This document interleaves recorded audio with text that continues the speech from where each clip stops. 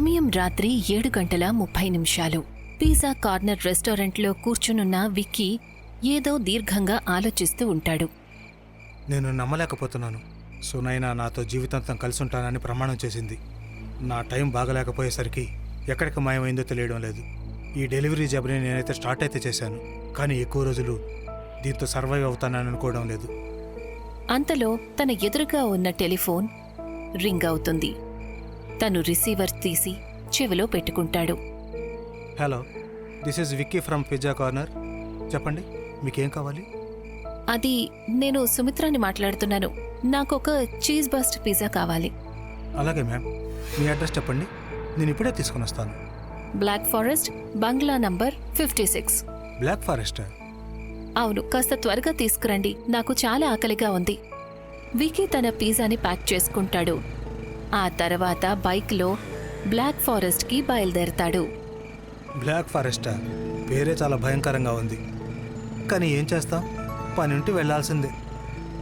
సుమారు 20 నిమిషాలు రైడ్ చేసిన తర్వాత తనొక జంక్షన్ దగ్గరికి చేరుకుంటాడు. అక్కడ తన బైక్ ఆగిపోతుంది.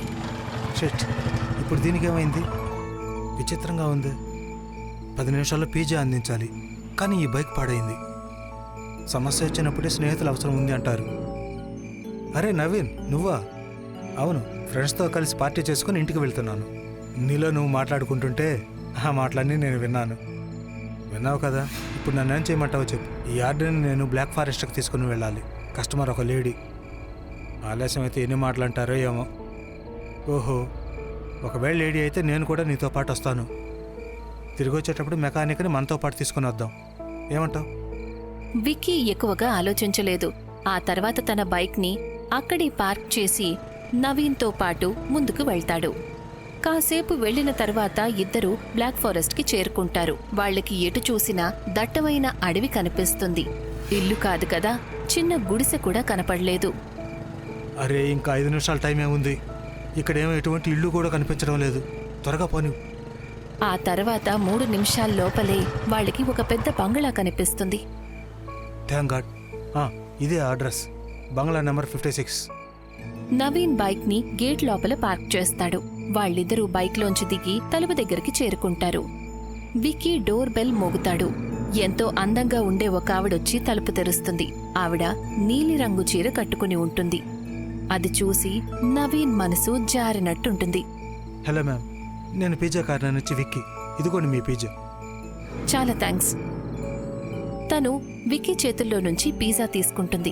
ఆ తర్వాత నేనిప్పుడే డబ్బులు తీసుకొస్తాను, 1 నిమిషం ఉండండి. ఆ మాట చెప్పి తను ఒక గదిలోకి వెళ్తుంది. అరే, ఈవిడ మామూలు అమ్మాయి కాదు, అప్సరసలా ఉంది. పైగా ఇంట్లో ఒంటరిగా ఉంది. నా మాట విని ఒక్కసారి ట్రై చేసి చూద్దాం. లేదు లేదు, నీకు తెలుసు కదా, నేను అటువంటి వాడిని కాదు. అరే, నువ్వు ఇల్లు చూడలేదా? ఇంత పెద్ద ఇల్లు, లాకర్లో బోలెడంత డబ్బుండి ఉంటుంది. మన ఇద్దరు లైఫ్ సెటిల్ అయిపోతుంది. అంతలో ఆ అమ్మాయి గదిలో నుంచి బయటికి వస్తుంది. ఇదిగోండి. విక్కీ డబ్బులు తీసుకుంటాడు. ఆ తర్వాత ఇద్దరూ అక్కడ్నుంచి బయలుదేరతారు. నువ్వు ఎందుకు నేను చెప్పేది అర్థం చేసుకోవడం లేదు? నేనేమీ అర్థం చేసుకోవాలనుకోవడం లేదు. చాలేం కాపు. అంతలో విక్కీ మొబైల్కి సునైనా దగ్గర నుంచి మెసేజ్ వస్తుంది. ఒకవేళ 3 రోజుల్లో నువ్వు ఇల్లు తీసుకోలేదంటే, మంచి జాబ్ సంపాదించలేదంటే నన్ను మర్చిపో. నాన్న నాకు ఆయన ఫ్రెండ్ కొడుకుతో పెళ్లి ఖాయం చేశాడు. ఆ మెసేజ్ చదవగానే విక్కీకి టెన్షన్ రెట్టింపవుతుంది. 3 రోజుల్లో నేను ఎలా ధనవంతుడు కాగలను? 3 రోజులు కాదు, ఒక్క రాత్రి. చెప్పు, ఏంటి నీ ప్లాన్? అది విషయం విను. నేను ఆ అమ్మాయి గదిలోకి వెళ్ళి తనని మేనేజ్ చేస్తాను. ఆలోపు నువ్వు లాకర్లో ఉన్న డబ్బు నగలు అన్నీ మొత్తం తీసేసుకో. ఆ తర్వాత తను కళ్ళు పొడి చేసి తనని గుడిదాన్ని చేసి ఇక్కడి నుంచి పారిపోదాం. అప్పుడు పోలీసుల సాయం కూడా తీసుకోలేదు. కాసేపటి తర్వాత వాళ్ళిద్దరూ ఇంటి లోపలికి వెళ్తారు. చూడు, ఇప్పుడు కూడా అమ్మాయి గదిలోనే ఉంది. నేను అక్కడికి వెళ్తాను, నువ్వు నా పెట్టి ఖాళీ చేయి. నవీన్ ఆ అమ్మాయి మీద మోసుతో తన గదిలోకి వెళ్ళిపోతాడు. విక్కీ అల్మరా దగ్గరికి వెళ్లి దానిని తెరవడానికి ప్రయత్నం చేస్తాడు. మొత్తం మీద తెరుస్తాడు. విచిత్రంగా ఉందే, అల్మారాకి లాక్ కూడా వేయలేదు. తను చూసేసరికి అల్మరాలో బోలెడంత డబ్బు బంగారం ఉంటుంది. తన కళ్ళను తనే నమ్మలేకపోతాడు. అరే, మీరు నా ఇంట్లోకెలా వచ్చారు? పైగా నా గదిలోకొచ్చేశారు? ఇలా చూడు, గట్టిగా రావాల్సిన పనేం లేదు. నేను ఇక్కడికి నీ ఒంటరితనాన్ని దూరం చేయడానికి వచ్చాను. చూడండి, ఇక్కడి నుంచి వెళ్ళిపోండి, లేకపోతే నేను పోలీసుల్ని పిలుస్తాను. తను భయపడ్డం చూసేసరికి నవీన్కి ధైర్యం పెరుగుతుంది. నవీన్ ఆమె మీదకు దూకబోతాడు. అంతలో తను ఒక తలుపు లోపలికి వెళ్ళిపోతుంది. ఆ తలుపు అదే గదిలో ఉంటుంది. నవీన్ కూడా వెంటనే తన వెనక ఆ తలుపు లోపలికి వెళ్తాడు. అప్పుడు అక్కడ మరొక పెద్ద గది కనిపిస్తుంది. నువ్వేవాళ నా నుండి తప్పించుకోలేవు. గది లోపలికి వెళ్లిన తర్వాత నవీన్ కళ్లను తను నమ్మలేకపోతాడు. తను చూసేసరికి నేల మీద 4 మనుషుల శవాలు పడి ఉంటాయి. అందరూ కూడా పిజ్జా కార్నర్ టీషర్ట్స్ వేసుకుని ఉంటారు. ఆ శవాలు ఎంత పాతవి అంటే వాటికి పురుగులు కూడా పట్టేసుంటాయి. ఏంటిది అంతా? ఇన్ని శవాలా? అంతలో తనకి ఒక భయంకరమైన నవ్వు వినిపిస్తుంది. తను వెనక్కి తిరిగి చూసేసరికి తలుపు దగ్గర సుమిత్ర నిలబడి ఉంటుంది. తను చాలా విచిత్రంగా నవ్వుతూ ఉంటుంది. అంతేకాకుండా తను ఒక చేతిని తన వెనక్కి దాచిపెట్టి ఉంటుంది. వీళ్ళందరూ ఎవరో తెలుసా? మీ ఇద్దరికంటే ముందు నా కోసం ఆర్డర్ తీసుకుని వచ్చారు. అది విన్న తర్వాత నవీన్కి గుండె జారినంత పనవుతుంది. నువ్వు నన్ను భయపెట్టలేవు. నేను ఒక అబ్బాయిని. నిన్ను సులభంగా చంపేయగలను. అంతలో సుమిత్ర మొహం పూర్తిగా మారిపోతుంది. తన కళ్ళు ఎర్రగా కనిపిస్తాయి. తన పదునైన గోర్లు చాలా పొడవుగా అవుతాయి. అది చూసి నవీన్ భయంతో గట్టిగా అరుస్తాడు. భూతం! త్వరగా నా దగ్గరికి రా. నా ఒంటరితనాన్ని దూరం చెయ్యి. లేదు లేదు. నవీన్ తనని విడిపించుకునే ప్రయత్నం చేస్తాడు. కాని ఆమె చాలా గట్టిగా పట్టుకుంటుంది. సుమిత్ర తన చేతిలో ఉన్న కత్తిని బయటికి తీస్తుంది.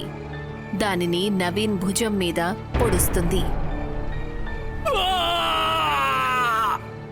నవీన్ అరిచిన శబ్దం ఎప్పుడైతే విక్కీ చెవులకు వినిపిస్తుందో అప్పుడు తను ఆశ్చర్యపోతాడు. ఎంతో వేగంగా ఆ గది దగ్గరికి పరిగెడతాడు. గదిలోకి వెళ్లి చూసేసరికి తనకి కూడా ఆ తలుపు కనిపిస్తుంది. గది లోపల ఇంకొక గదా? తను ఎంతో వేగంగా ఆ గదిలోకి వెళ్తాడు. గదిలో అడుగు పెట్టగానే తన కాలు జారుతుంది.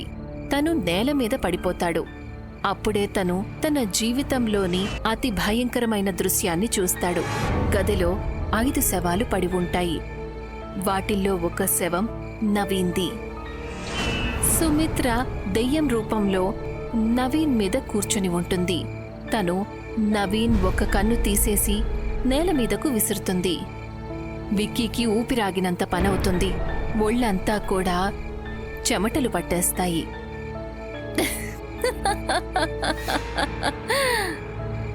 నువ్వు నన్ను మోసం చేసి నా కళ్ళు పీకేద్దామనుకున్నావు కదా? ఇప్పుడు చూడు, నేను నీ కళ్ళు పీకేశాను. విక్కీ ఎంతో వేగంగా ఊపిరి తీసుకుంటాడు. తనకి అస్సలు అర్థం కాదు తనసలు ఏం చెయ్యాలి అని. పారిపోవడానికి మళ్లీ తలుపు దగ్గరికి పరిగెడతాడు. కాని తలుపు దానంతటదే మూసుకుంటుంది. తెరవండి, తలుపు తెరవండి, ఎవరైనా నన్ను కాపాడండి. నీ కొన ఊపిరి పోయేలోగా నేను నీకు ఒక విషయం చెప్పాలని అనుకుంటున్నాను. నువ్విప్పుడు ఇక్కడ శవాల్ని చూస్తున్నావు కదా, వాళ్ళందరూ పిజ్జా కార్నర్ డెలివరీ బాయ్స్. వాళ్ళని చూసి నీ మనసులో ఎటువంటి ప్రశ్నలు తలెత్తడం లేదా? నవీన్ తలుపుని కొడుతూనే ఉంటాడు. కాని తలుపు తెరిచేవాళ్లు అసలు ఎవ్వరూ ఉండరు. ఆ తర్వాత సుమిత్ర తనకి తానుగా చెప్పటం మొదలు పెడుతుంది. సుమిత్ర హస్బెండ్ వారం రోజుల కోసం బయటికి వెళ్తాడు. తను ఇంట్లో ఒంటరిగా ఉంటుంది. అరే, ఒంటరిగా ఉంటే కుక్ చేయాలని అస్సలు అనిపించడం లేదు. పిజ్జా ఆర్డర్ చేసుకుంటాను. తను పిజ్జా కార్నర్కి ఫోన్ చేసి పిజ్జా ఆర్డర్ చేస్తుంది. అరగంట తర్వాత తన డోర్ బెల్ మోగుతుంది. తను తలుపు తెరిచి చూస్తుంది. ఎదురుగా డెలివరీ బాయ్ నిలబడి ఉంటాడు. తన చేతిలో పిజ్జా ఉంటుంది. అతను ఆమెను పైనుంచి కింద వరకు చూస్తాడు. ఇవ్వండి, నా ఆర్డర్ నాకివ్వండి, మీరీ డబ్బులు తీసుకోండి. అతను ఆమెకు పిజ్జా ఇస్తాడు. ఆ తర్వాత, మీరింట్లో ఒంటరిగా ఉన్నారా? అది మీకెందుకు? ఇంత పెద్ద ఇల్లు, పైగా మీరు చాలా అందంగా ఉన్నారు. అందుకనే అడుగుతున్నా, నాకేమైనా అవకాశం దొరుకుతుందేమోనని. మీకు నా గురించి ఆలోచించాల్సిన అవసరం లేదు. సుమిత్ర డెలివరీ బాయ్ మొహం మీదే తలుపు మూసేస్తుంది. కాని ఆ డెలివరీ బాయ్ బుర్రలో ఒక చెడు ఆలోచన మెదులుతుంది.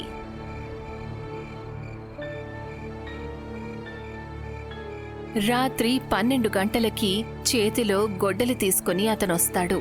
ఆ గొడ్డలితో తలుపుని పగలగొడతాడు. ఎవరది? సుమిత్ర పరిగెత్తుకుంటూ తలుపు దగ్గరికి వెళ్తుంది. అంతలోనే ఆ తలుపు విరగడం మొదలవుతుంది. అది చూసి తను భయపడుతుంది. Stop it please!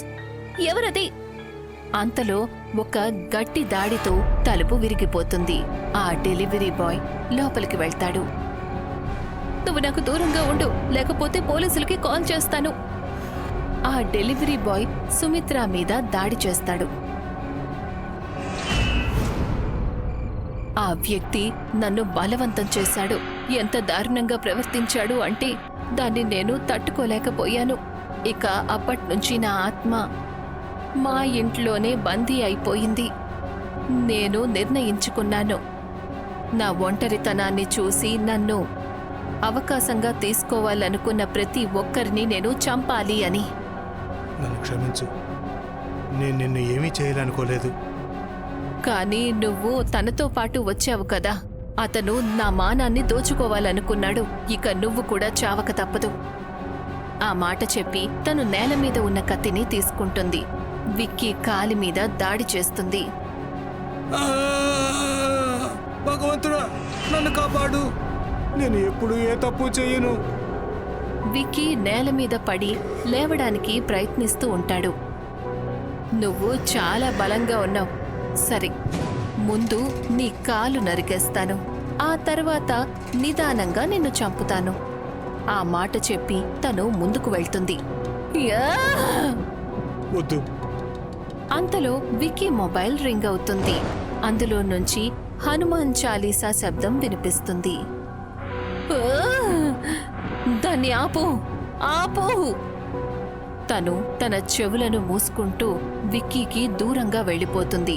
విక్కీకి కాస్త ధైర్యం వస్తుంది. తను చూసేసరికి ఆ కాల్ తన మమ్మీ చేస్తూ ఉంటుంది. ఆ హనుమాన్ చాలీసా తన రింగ్ టోన్. కుంటుకుంటూ సుమిత్ర దగ్గరికి వెళ్తాడు. నాకు దూరంగా ఉండు, దగ్గరికి రావద్దు, దాన్ని ఆపు, లేకపోతే నిన్ను చంపేస్తాను. ఇప్పుడు నువ్వు నన్ను ఏమీ చేయలేవు. ఇప్పుడు విక్కీ బుర్ర సరిగ్గా ఆలోచిస్తూ ఉంటుంది. తను చూసేసరికి ఆ గదిలో ఒక పెద్ద కిటికీ ఉంటుంది. అది బయటికి తెరిచి ఉంటుంది. జై బజరంగబలి. లేదు! విక్కీ ఆ కిటికీలో నుంచి బయటికి దూకేస్తాడు. తన కాలికి గాయమయ్యింది. అయినా సరే ప్రాణాలు కాపాడుకోవాలనే భయంతో పరిగెడతాడు. ఆ తర్వాత నవీన్ బైక్ తీసుకుని అక్కడ్నుంచి వెళ్ళిపోతాడు. తన చెవులకు ఇప్పటికీ ఆ ఆత్మ అరుపులు వినిపిస్తూనే ఉంటాయి.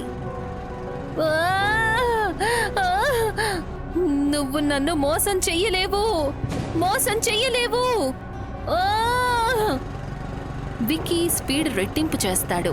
మళ్ళీ వెనక్కి తిరిగి చూసే ధైర్యం తనకి ఏమాత్రం ఉండదు.